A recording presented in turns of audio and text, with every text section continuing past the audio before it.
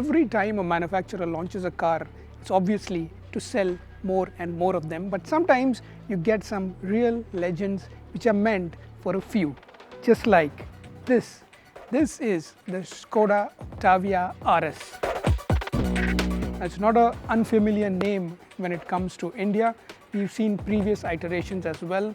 The Octavia brand by itself is pretty famous and much sought after, especially when it comes with the RS badge. That is the motorsport inspired badge from the Czech car maker, and this is what we are here for. So let us find out what the fuss is all about. Welcome to Car and Bike. My name is Girish Karkera, and if you haven't subscribed to the channel, please do so, and don't forget to hit the bell notification icon so that you don't miss out on any of our videos. The RS signals the return of the Octavia badge to India, and here you can see it's in a special mamba green color, which is one of the 5 colors that the RS will be sold in India. More than the color, well, let us look at the design. The RS is based on a facelifted 4th generation Octavia. Visually, there is a lot of drama.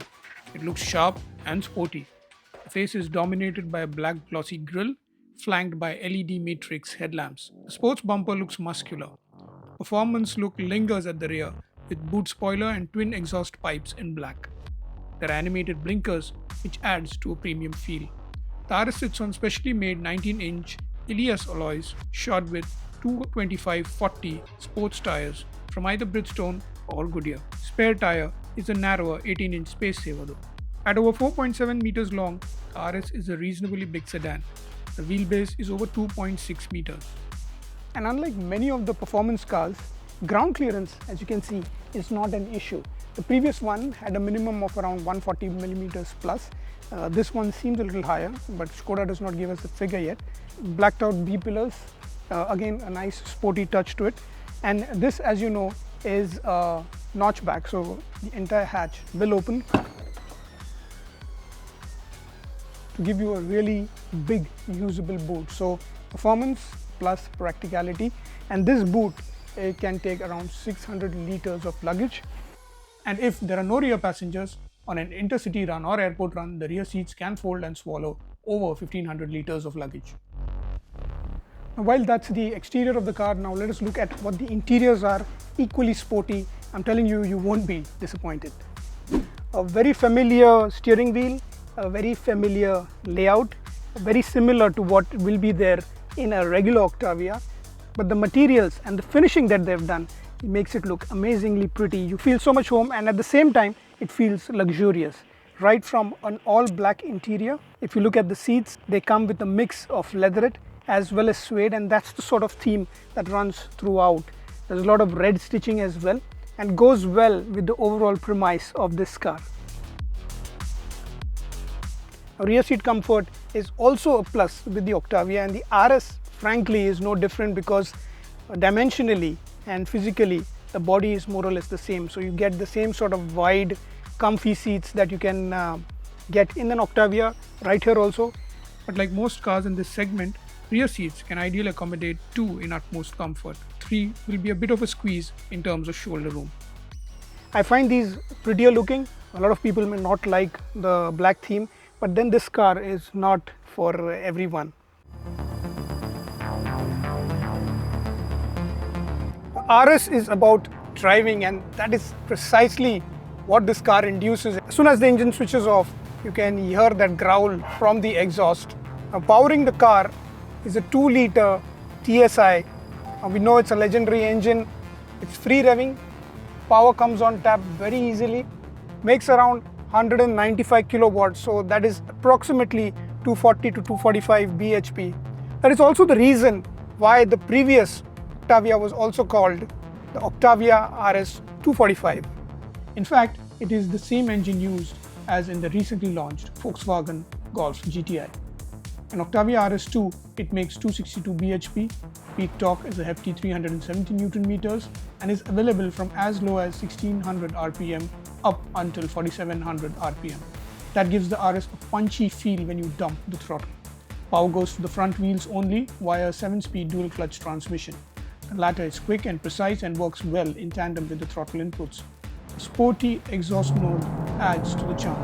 Of course, the audio is no comparison to some bigger, more expensive performance machines, especially from those inside the German borders. Despite its generous proportions, the 1.5-ton Octavia RS can still do 0 to 100 kph in under 6.5 seconds. Top speed is electronically limited to 250 km per hour. Tuners would have fun with this car here, as there is potential to make it sprint faster and touch higher speeds.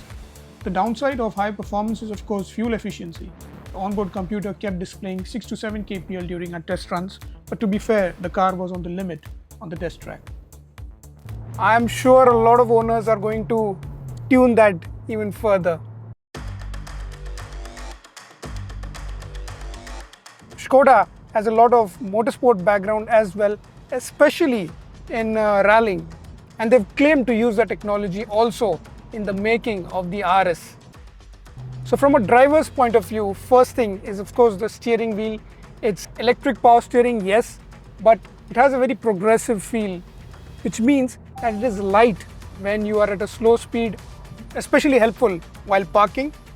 But as speed builds up, it gets heavier.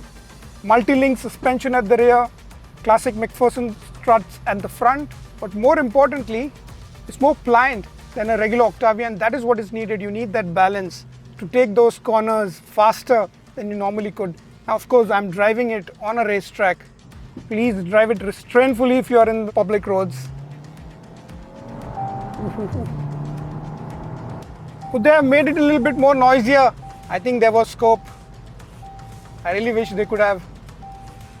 Is there any concern I have to use it as a daily driver? And probably the only thing is that this has a 50-liter fuel tank. I am sure the fuel efficiency would probably be in single digits. The claim figure is 14 to 15 kilometers per liter internationally. So real world, definitely in India, will be in single digits, especially if you're driving the way I am driving right now. That apart, as a daily driver, AC is pretty good. Nice sporty looking interior. The displays are large, wide, easy to read. Classic twin pod layout here that has been selected. So all in all, as a driver's car, the RS will not disappoint. Well, I'm not surprised.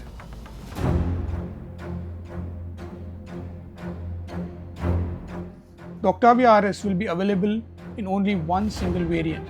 The steering rake can be adjusted for angle and reach. A bit cliched, but aluminium pedals too. Front seats are power adjustable and come with massage functions, but they get no seat cooling, which is a bummer given our high temperatures. There is 3-zone climate control, though for individual comfort. The car comes with advanced driver assist systems such as adaptive cruise control, autonomous braking, lane assist and park assist. To help with the latter, there is a 360-degree view too, although it isn't one of the best out there. Apart from charging port, it also gets wireless charging pad. You can also run Android Auto and Apple CarPlay wirelessly on the crisp 12.9-inch touchscreen. A 675-watt 11-speaker Canton system can keep the rest of the passengers equally entertained. Well, almost. Apart from the ADAS suite, the Octavia RS comes with an array of safety features. A total of 10 airbags in case of any unfortunate incident, is complemented by other active and passive safety functions. Disc brakes all around ensure you get just enough stopping power.